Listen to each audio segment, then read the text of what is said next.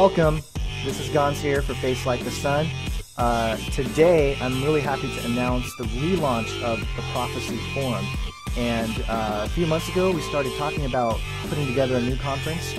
And we teamed up with a new group of people that I want to introduce to you guys today. And we'll talk a little bit about who they are and what their plans are for contributing to the Prophecy Forum and the direction we want to take this, because we really think this is an important thing for the church and for everybody out there to check out and to be a part of. So I don't want to spend too much time describing it, because we partnered with somebody who is just going to be awesome for this. We named him the president. So his name is S. Douglas Woodward, and so I'm going to hand it over to him. What's up, Doug? Hey, well, Gons, thanks for putting this together for us, and we're so pleased to be able to talk about the Prophecy Forum. We announced on August 25th, and the Prophecy Forum was kicked off about almost a year ago, not quite. And some other great people were involved along with you, Doug Hamp, Rob Skiba, but we're going in a direction that we think is really strategic for what folks want in terms of information, prophetic information, and a forum and a format to do that. And so we've come up with a concept. We've built a strong relationship amongst 5 of us. We're going to go and kind of introduce each of the persons as we go along. And we've been planning this for well over 3 months, having weekly calls. A lot of effort's been put into putting together a plan that we think makes a lot of sense. And so we are excited about it. We are getting really good feedback from folks that have learned about what we're doing. And so I guess in a nutshell, we're calling this the Prophecy Forum. And our business plan is essentially to run 4 or 5 conferences around the country over a 12-month period of time. We will kick off, our first event will be in Columbus, Ohio on November 14 and 15. And we're going to focus quite a bit on, we have a kind of a general topic right now of a world turned upside down, and we're still working on the details regarding all the issues that we really want to highlight and focus on, the topics, the speakers. We're going to reach outside the group to bring another speaker or 2 in that we think really fits the bill, that hits the topic based upon their experience and their expertise. And so we're really excited about that. Before I go too far in describing it, though, I think what we should really do is kind of introduce the people. And folks know about you, Gons, and the great work you've done in films like Age of Deceit 1 and 2. And you're writing a book. You're going to be doing some stuff about that you can talk about here maybe in a minute. But let me introduce you to a person that I feel is really critical to our success, a gentleman named John Haller, who is a litigator for corporations, so he has great expertise as an attorney, and he's really playing a very, very key role in helping us establish this business. This business is going to be very transparent. We're going to be very accountable. We're going to let people know what we're doing and the funds, use of proceeds, things like that. So we really want to keep ourselves very clear and clean of any concerns about how we do what we do. But let me ask John to talk just a couple of minutes about himself and what he does and kind of how he provides a ministry almost weekly out of Columbus. And we kind of consider Columbus our sort of home court. And so, John, you might talk a little bit about yourself and kind of your excitement about what we're doing. Well, my name's John Haller. I'm a trial lawyer with a large law firm in our Columbus, Ohio, based in the Columbus, Ohio office. I've been trying different kinds of business and other types of litigation cases, securities, fraud, contract, white-collar criminal law for the past about 33 years now. I've been married to my wife, Pam, for 39 years. I grew up in an evangelical pastor's home. My father was a graduate of Grace Seminary, had a great love for Bible prophecy, and that has kind of carried through in my own life, that interest and desire to learn about what's going on and study the prophetic scriptures, because it does constitute about somewhere around 28 to 30% of Scripture is actually prophetic at the time that dealing with things in the future at the time that it was written. As I was growing up, I remember the church my father pastored, we would have prophecy conferences, and the speakers would come over and talk late into the evening with my parents and us sitting there listening about different prophetic issues. About the mid 90s, I had sort of a personal wake up call myself. I went to Israel, and I remember it was in Capernaum. I was just sitting on a bench, and the reality of the fact of the existence of Jesus really hit me like just overwhelmed me at that moment. That he was a real person, and this is where he walked, this is where he taught, this is where he lived. Came home, started restudying Bible prophecy, started teaching an adult Bible fellowship class in a large evangelical church here in the Columbus area. Became an elder in that church and taught a class there. And probably about 6, 7, 8, 10, maybe 9 years ago, I started focusing a lot on areas where I thought that the evangelical church had kind of become deficient in its teaching, which would have been in the area of Bible prophecy and the area of discernment. I was on a college and seminary board of trustees for about 25 years. We left our large church about a year and a half ago now, and started a church. But I've continued the same teaching ministry that I had at the larger church. I teach a lot I teach the Bible, but I also teach on Bible prophecy and what's going on in the world and how it relates to a Christian worldview and the discernment issues that I think are pretty important in the church.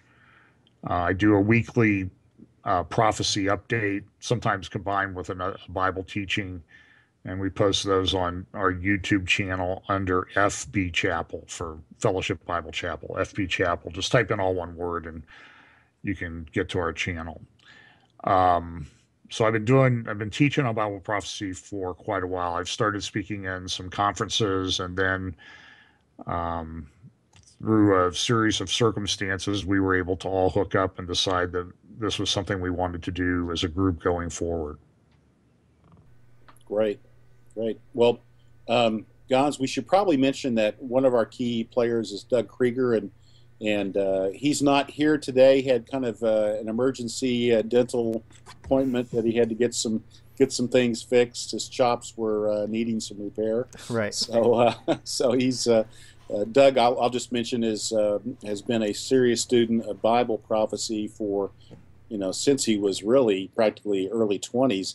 Was sort of in the Jesus movement at Berkeley, and was a street preacher. And you can tell because when he talks today, he still talks like a street preacher. He's vocal, he's intense, he's very focused on the message of Christ, and he's written a lot. He's run TribNet with a co-author of mine, Dean McGriff. The three of us wrote the book The Final Babylon, and that plays a key role kind of from a message standpoint in terms of what we're doing. But anyway, back to Krieger. He's continued to do just some astounding work, and he sort of serves as our resident theologian.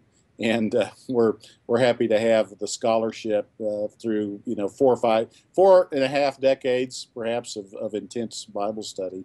So I know Gons, we're really pleased to have him be a part of the team. Yeah, definitely, and most of the viewers here might know Doug from a video I posted of his lecture from the last Prophecy Forum conference we did in Southern California, as well as some group chats that we did prior to that. Doug was on some of those calls. So, if you want to know more about him, you can go there, and we'll probably do some more future videos of this nature that will include him as well. So, but yeah, we also have, do you want to introduce Gary? Yeah.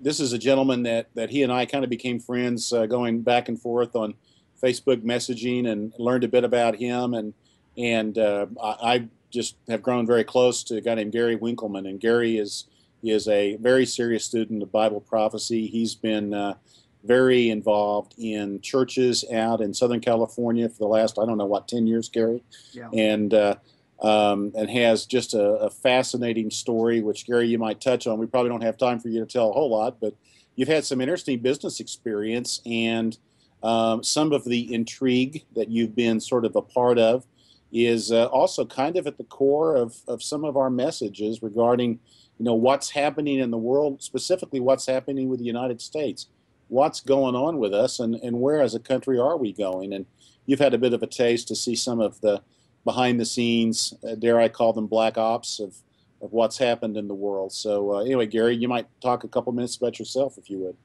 Sure. Thanks, Doug. Great to be with you guys. Yeah, it's been an interesting situation. I guess I might characterize myself. I'm not a formal pastor or anything, excuse me, like that. But I think you would call me not a layman, but a marketplace guy that's got a passion for Bible prophecy and world events. I've had a very diverse career in sales and marketing. I kind of came up through the medical profession, pharmaceutical sales, and then commercial real estate development. Ended up in Moscow, Russia, building the American Trade Center for a couple of years, and had quite an interesting situation there. Had a CEO partner friend of mine assassinated in a really a coup, and years later, actually in about '08, I discovered that one of my managers was the most famous spy in maybe the history of the United States between Russia and America. Mike Ramsdale wrote a book called Train to Patevka. It's quite an interesting story of Ronald Reagan commissioning the CIA to kidnap the four gentlemen that ripped off the American taxpayer for millions of dollars in construction contracts. And then, of course, we never occupied the embassy because the walls were turned into listening devices, which was pretty exciting. So, were those four gentlemen Americans, or were they Soviet, or at the time Russians? I guess they were a combination of Russian mafia and individual persons of unknown background that procured the construction contracts for millions of dollars to build the embassy. Interesting, fascinating. Well, that's great. And you've had a lot of experience. You might mention some of the pastors that you've worked with and some of the churches you've been in, because that's really a great background as well. Well, back about '07, I started dating a young gal that was going to Saddleback Church, which is just a couple of miles up the street from me. And one day after church, we walked out, and I discovered a book on the patio out there, and it was written by a guy I used to work with, Pastor Kenny Luck. And because Rick Warren's in the pulpit on Sunday most of the time, you never see Kenny. Kenny only preaches to the men's ministry on Thursday morning. But when I saw that book by Kenny, I called her over and I said, hey, gosh, I know this guy. And she goes, oh, you never listened to me. I told you I cut that guy's hair. I bought the book, and I got reacquainted with Kenny, and then I got very involved in the men's ministry at Saddleback, and I thought maybe I would pursue that, maybe even make a career change and pursue seminary. But something changed. In 2011, I decided to kind of get the guys to go out and get baptized. We had a men's conference in Marietta, and I felt compelled to go out and get rebaptized and have my old friend Kenny Luck do that. And when that happened, I didn't notice an immediate change, but several months later, I began to migrate away from men's ministry and more into seminary level work. And I went over to Dr. Bishore's classes at Mariners Church. He's an older gentleman with a PhD, THD, MDiv, on and on and on. And I got very engrossed in eschatology, hermeneutics, and then I started layering that in with, current world events. And I was hooked. And that's, I think, when I actually was about that time, I discovered Doug Hamp's book, Corrupting the Image. And having a genetics background, I was intrigued with the interpretation of Genesis 6 and the incursion of fallen angels and breeding hybrid humans called the Nephilim. So I went down that trail for quite a while. But what was disturbing to me, I've made my living the last 17 years as a medical device, biotech, pharmaceutical recruiter. And I had the GSA calling me all the time, trying to get me to recruit for them. And I was quite concerned after reading Doug's book. And of course, then I discovered Tom Horn. And Tom's pretty direct about exposing Department of Defense and DARPA and all the crazy black op projects that are being done with transhumanism. And it gave me pause. And in fact, I've really wanted to migrate away from recruiting for those types of companies, whether they're a front for the CIA, the NSA, or for the Department of Defense or DARPA. I just You're it's equally uncomfortable with all of them. I am. It's unconscionable, and so I attended a couple prophecy forums that Gons and Doug had put on in Bellflower and Westminster over the last couple of years. I thought they were wildly successful. I met Doug Krieger there, and then of course that led me to you, Doug, by being a co-author there with Dean McGriff, and then I discovered live streaming back in February, March, I think it was. Wasn't it, John Haller, when you guys did Myrtle Beach? It was early March. Yeah. John's from my backyard. I grew up in around the Columbus, Ohio area, and I saw John on live stream with my old friend Bill Koenig. Not many people know it, but Bill and I worked together back in the early 90s for a short period of time, and then Bill made a career change to be a White House press correspondent. So yeah, that's actually one of the key things that is one of those things that people would not necessarily know about us, are all the connections we have with some of the really great prophecy teachers that are out there. I might ask John to just talk a little bit about his relationship with Bill Salas, because Bill's certainly very well known, and John is good friends with that Bill as well as Bill Koenig, who you mentioned as well. Yeah, I got to know Bill Koenig starting back about 10 years ago. We became friends and spent a lot of time with him and his wife, different places where we've ended up together, California, Arizona, and then at his house and our house in D.C., his house in D.C., our house here in Dublin. Spent a lot of time with them, and then just sort of grew from there that I got to know a lot of the different speakers, became friends with a guy named Eric Barger, and I was out in California about a year ago, and he said, I know Bill Salas, why don't you come over and we'll play golf together? So we've been out there and played golf and had dinner with him a few times and got to know him pretty well. So the Lord's brought a lot of interesting people into my life, and I'm not sure why sometimes, but maybe this is why. Yeah, that's true. Gons, you've done some really great things, and we should let you talk a little bit about some of the things, because not everybody will necessarily know about the Gons. Well, yeah, I mean, I made a film called Age of Deceit, Fallen Angels, and the New World Order that was released in September of 2011.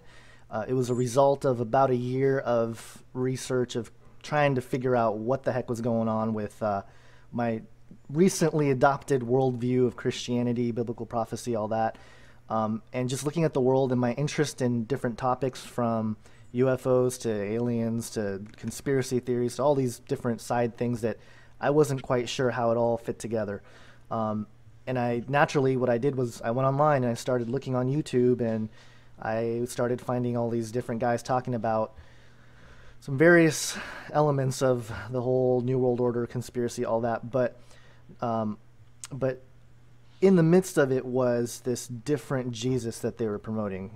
Either he's an alien or he's the space commander Sananda from some starship or something. I mean, it was just out of control. The Raelians, if that's what it's pronounced. Yes. So I was obviously looking for a community of people that were talking about this, that were grounded in the Bible. And what I discovered was I was listening to Coast AM one night, and I heard L.A. Marzulli, and he was very ambiguous about his worldview, the guidebook to the supernatural and the Nephilim and the UFOs are here and not going away and all this stuff. But he kept talking about Yeshua and all this, and I'm going, wait, that sounds kind of familiar.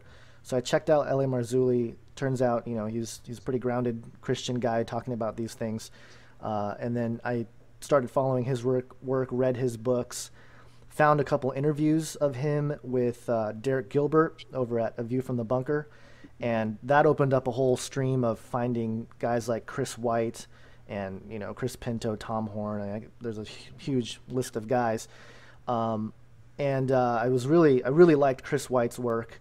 And he just the way he was debunking David Icke and just various things he's done, Zeitgeist. Reptiles around the world. Yeah, Zeitgeist Refuted. And he made a bunch of videos. He was always making cool videos.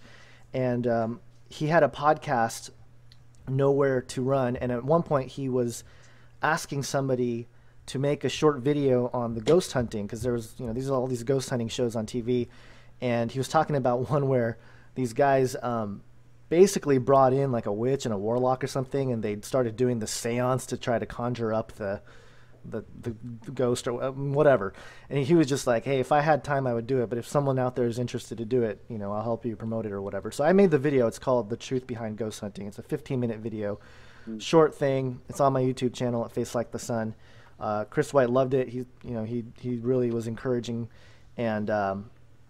And then I thought, okay, I can make this video thing. Because I was an audio guy, audio engineer for most of my life. Still am. So I moved over to the video platform, and I thought this is doable, except for all the formatting. If you guys are video guys, the formatting just drives me nuts. But at a certain point, I thought, okay, I have all this knowledge. My head's going to explode if I don't put it down on something. So that's what sparked the Age of Deceit film. And then I think just the Lord just took it and just did something with it, because I didn't promote it. I just had it out there. I said, okay, it's done. It's there. Here's this 2.5-hour film about stuff, UFOs, fallen angels, aliens, all that stuff. It's merely been downloaded like 3 million times. Yeah, it's almost 3 million on my channel. I know a guy mirrored it on his YouTube channel. I think it's like YouTube Heaven Bound. He had over 1 million views on that channel as well of the film. Right. So probably 4.5 million times or something like that. It's been mirrored several times. Reach. Yeah. Yeah, and I started Canary Cry Radio as sort of as a side thing to that, the podcast, mostly because Future Quake, which is one of my favorite podcasts and shows out there, they were ending. They ended in January of 2012. So March 2012, we started Canary Cry Radio, and that's been going on. We just recorded our 75th episode yesterday, and Age of Deceit 2, obviously, earlier this year. Mm-hmm. You're going to be releasing a book, we think, by November. Yeah, hopefully by November. I'm writing a book tentatively titled Cosmic Endgame, Secret Civilizations, Space Weapons, and the Rise of Antichrist. And that's a whole... It's a whole kettle of fish, right? Yeah. I think I've... yeah. And it ties into all the transhumanist stuff I've been talking about, too. So It'll be interesting to see how people respond to that. Folks that love Canary Cry Radio recognize that you and Basil are very willing to deal with some of the more fringe issues. I think all of us, I think Gary referred to it. John may be the guy that's been the wisest to sort of avoid some of the weird fringe stuff, but it's attracted all of us. I think, though, the thing that we probably want to convey about what we're trying to do is we want the message to be probably a little bit more mainstream generally, although we'll talk about some of these strange things as they really become more significant in what's happening in the world. But we're really driven a lot by news events. And, John, you might talk about, news. You might mention in the TruNews partnership. And then you might mention also kind of the way that you teach. You talked a little bit about it, but you might talk a little bit more, because I find it so helpful, because I don't have time to stay as current on current events as I'd like. And, finding someone with a good biblical perspective, you're doing it, TruNews is doing it, but, it's really a benefit to believers. Well, one of the things that I've noticed, by the way, let's talk about TruNews first. We do have an agreement that we're going to partner with TruNews, at least on our what we hope will be our Florida conference next spring, and also have some input into the conference that we're doing here in Dublin in about 2.5 months. But one of the things that I've noticed, at least over the last few years, and I've attended a lot of Bible prophecy conferences, and I've spoke at Bible prophecy conferences. And I think one of the things we're going to try to do is we're going to try to at least build our messages, our talks, our presentations around more of a core than sometimes happens. And that's not to criticize these other conferences, because you get a lot of good and valuable information there. But sometimes it doesn't all fit together. And I think one of the problems that I'm seeing now is that with the internet, with Facebook, with social media, people are getting their news from a lot of different sources, and sometimes some sources that are pretty suspect. And I think what's happening in the prophecy community, the people that are interested in it, is that there's a bit of confusion out there. Mm-hmm. And people are really sort of flailing about, not knowing exactly what the message is. So what I've been trying to do with our church and the teaching that I do is to try to look at what's going on in the world and try to make some sense of that looking through the lens of Bible prophecy. Some people would criticize it as I'm doing newspaper exegesis, that I look at something and then I try to find something to, I look at and like, oh yeah, this is the fulfillment of that. This is the fulfillment of that. But I think that Scripture gives us very clear indicators as to certain trends. And as I said in my talk last week, I titled it, I don't know where to begin, because I wasn't sure where to begin, because there's so many things that are relevant to Bible prophecy that are going in. I mean, you have, the Ebola crisis, you have the economic, and I haven't even touched on the economic crisis for probably over a month in my teaching. You have the rise of false teaching, apostasy in the church. You have this mysticism and a belief that experience is more important than the truth of Scripture. You have pastors who avoid Bible prophecy. You have pastors who do these dialogue outreach to talk about the common areas between Christians and Muslims. And they're different religions. They worship different gods. But so many the lines have become very blurred. And so I think one of the things that the Prophecy Forum hopes to do is to kind of bring at least a little bit of clarity to some of these issues for people, because it is a very confusing time. I mean, we see things happening in our own government. We'll use the traditional marriage versus gay marriage thing as an example. It was just a few years ago that California voted, a majority of people in California and many, many other states voted to adopt traditional marriage. They've lost, I don't know what the number is. I think there's been one case that's decided in favor of traditional marriage, or those amendments supporting traditional marriage, in like the last 30 decisions. And I haven't listened to I just listened to a little bit of the audio yet, and I'll probably play a little bit of it in my update on Sunday. Judge Posner at the Seventh Circuit, in the appeal of Indiana and Wisconsin's marriage amendments, were overturned by federal district courts. Those were appealed to the Seventh Circuit in Chicago, and they had oral arguments this week. And during the oral arguments, I think it was on the Indiana case, Judge Posner just said, if you can't base these type of things on tradition or religious tradition, and if you're not in favor of this, you're like a savage. And I mean, the comments that he made were just stunning. And this is a guy who was, appointed by Ronald Reagan. Yeah. And has long been known as sort of a conservative jurist on the bench that's saying these things. And so, well, it's the winds of change are just sweeping across the country. And that's so much, you're really hitting so much on the message that we feel so compelled to bring to people and to provide clarity, because there's just, the world is just going crazy right now, and it's like none of us have ever seen this at this level.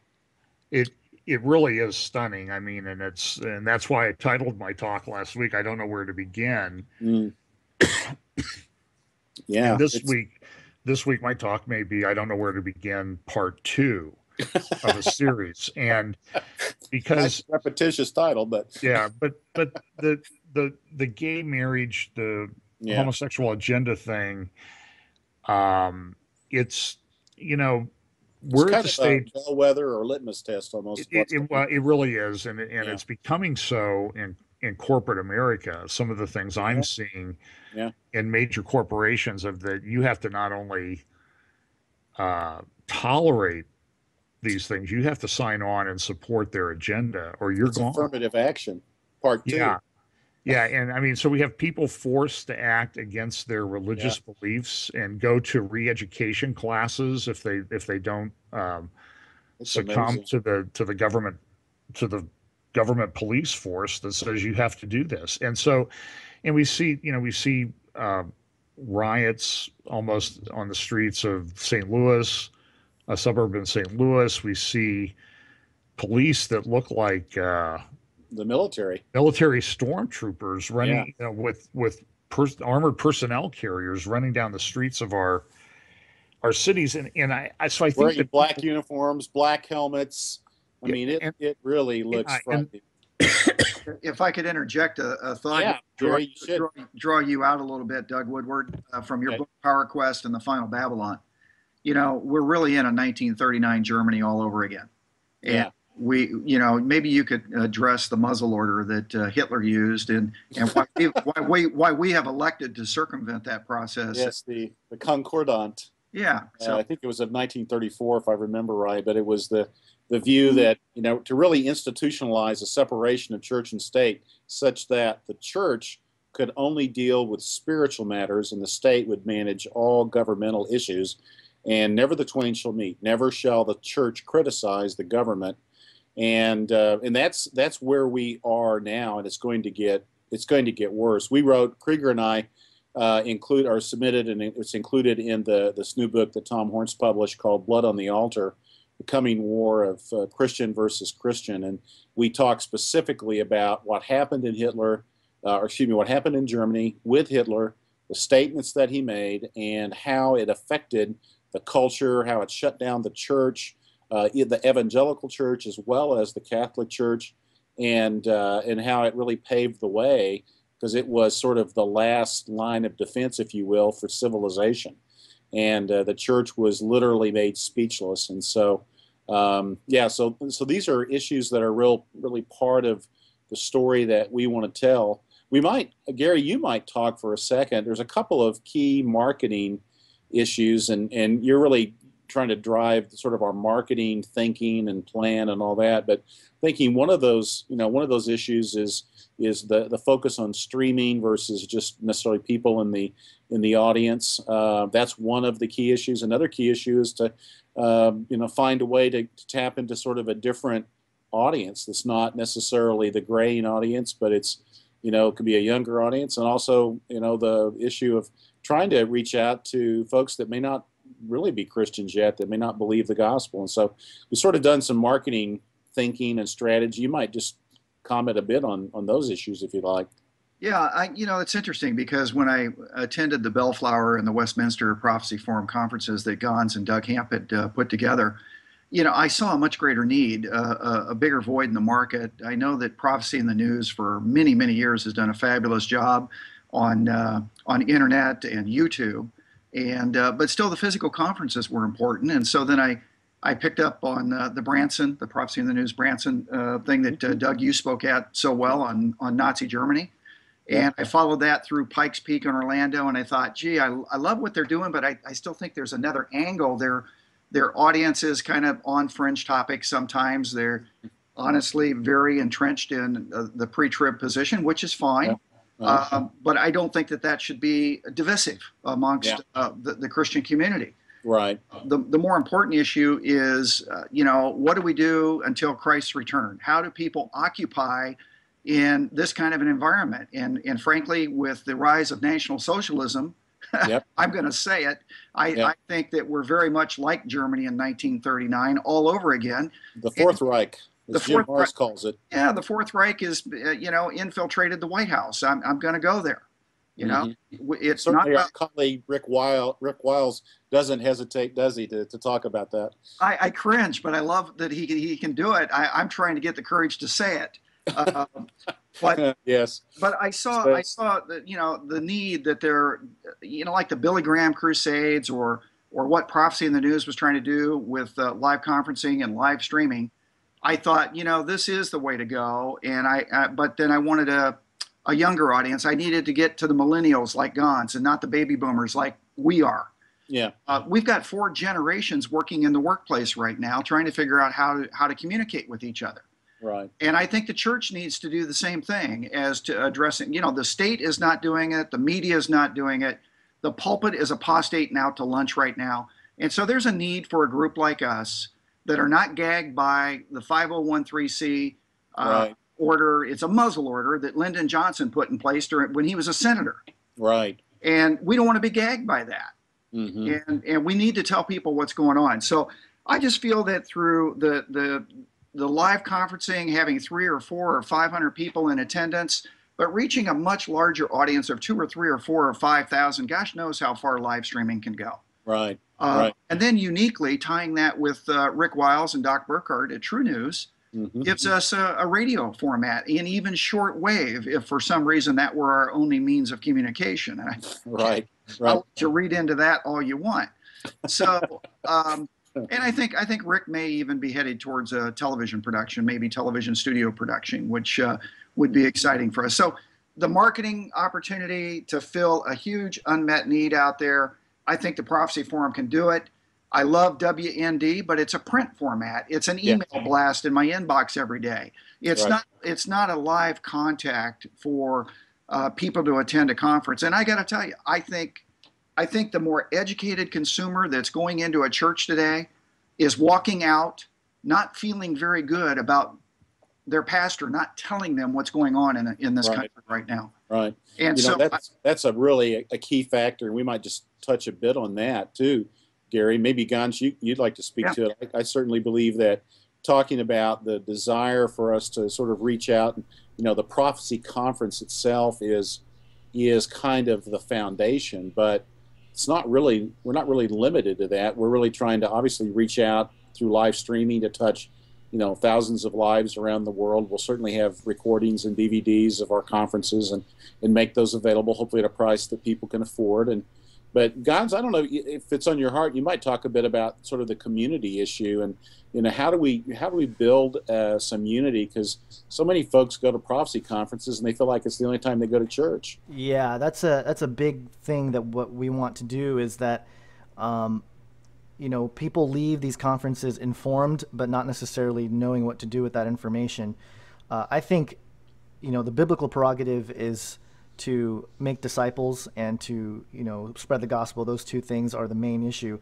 What we want to do, I think we have a great opportunity to not just inform, but equip people to go back into their own communities and start home churches. I think that's kind of the future of the church anyway. These mega church things are just not really, I mean, you can go to the mega church for the large community feel or whatever, but you're not going to get good, doctrine. You're not going to always get good, Bible theology and all that stuff. So, well, and the koinonia of the Spirit, is maybe a little different than just sort of the group enthusiasm that you might get in a big arena too. Sure. And so with that in mind, I think what we can do is to provide those either workbooks or some sort of small group activities and things that we can help spark and generate conversations within the communities that everyone is from. So after we meet together in the conference, they can disperse and go back into their own communities, and that they are encouraged and inspired to start their own small groups, start their own conversations.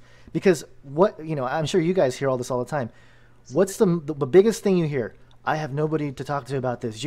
I found your YouTube channel. You're talking about these issues, but I have no one to talk to in the local.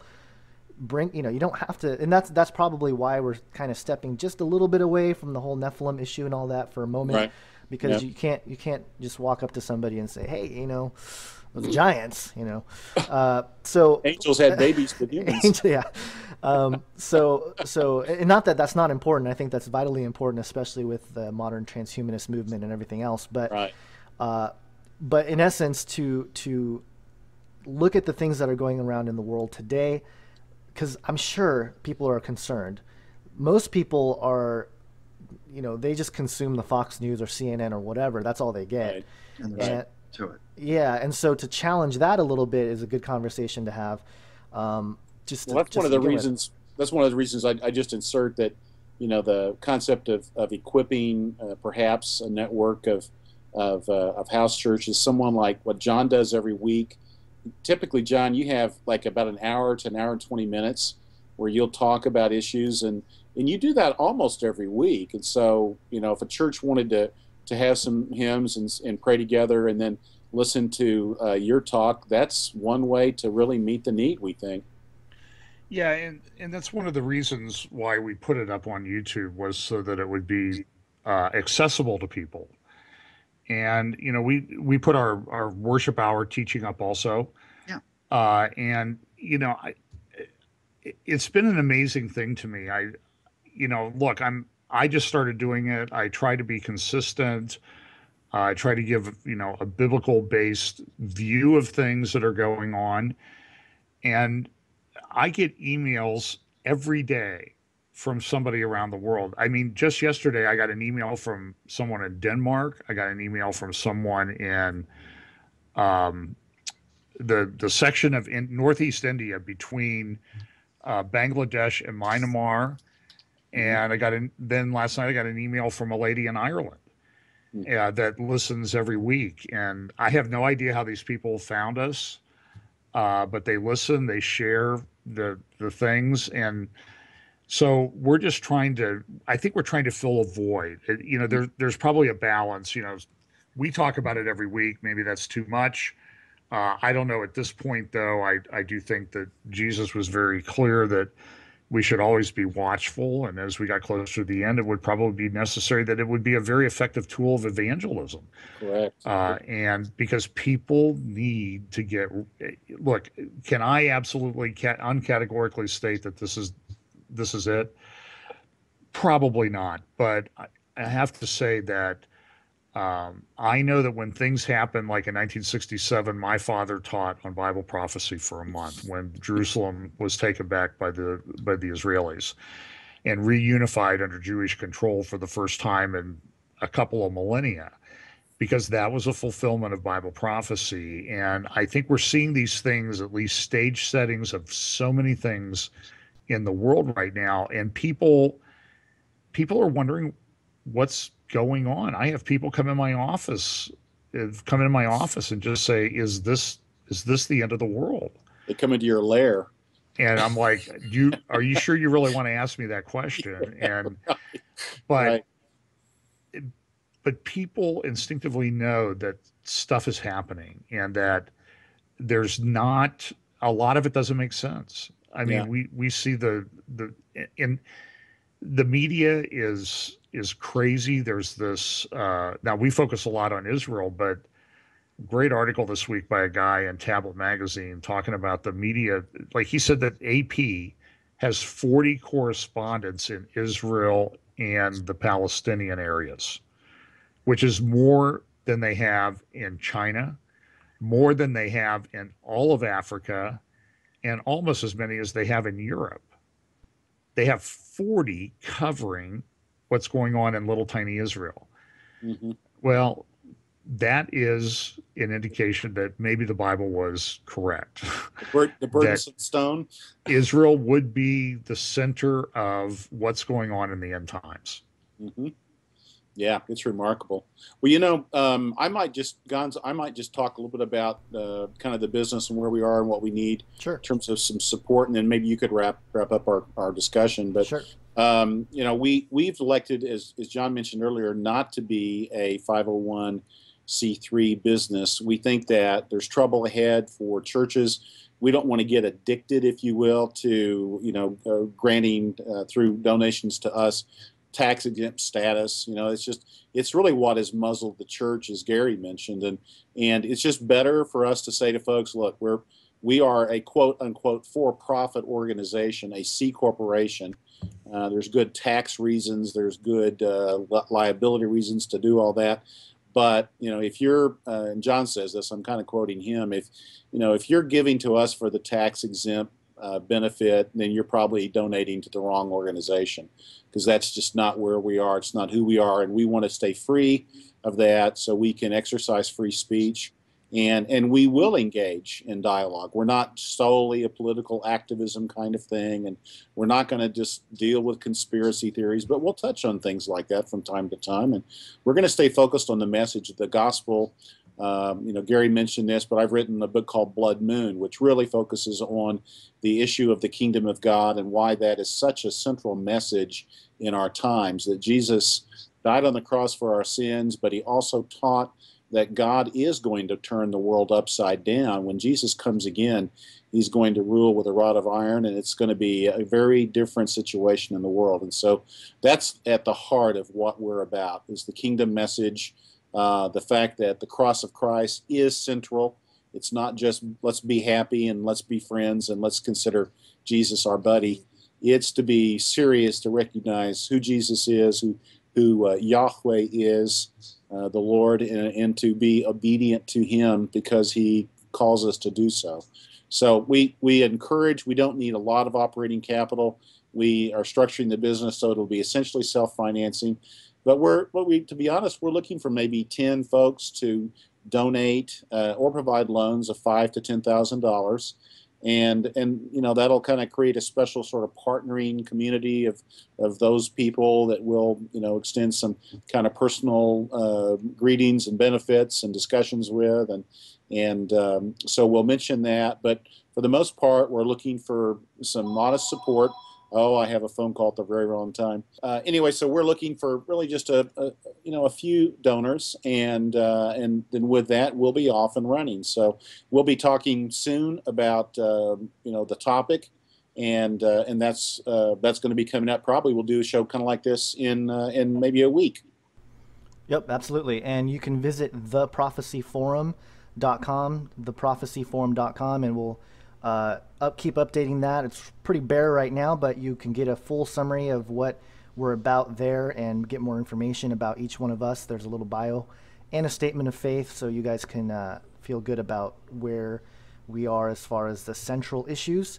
And I think that's it. Is any last words from any of you guys? Gary? I just like to put in a source for the people that are listening out there. I mean, it's a shameless plug for Bill Koenig. We spoke quite a bit. We spoke quite a bit about TruNews, but I will say that as people are searching for answers about this gap between the headlines and what's going on in the Bible, Bill Koenig is a White House press correspondent and a Christian that does not buy into replacement theology, and is very much grounded in the importance of Israel today. That's dominating our headlines. I just would direct people to look at Bill's website, watch.org, and he does a free daily update, and you can subscribe to it for $1 a week or a month, whatever it is, for a Wednesday and a Friday paid subscription newsletter. We really want to tell people to stay alert, stay focused on the right message, stay in community. We really want people to be aware of what's happening. And so anyway, Gans, thanks for allowing us to borrow your channel. Sure, yeah. And talk to folks about this. And we think it's going to be an important thing that we're doing, and we're counting on the Lord to bless it, and He seems to be doing so.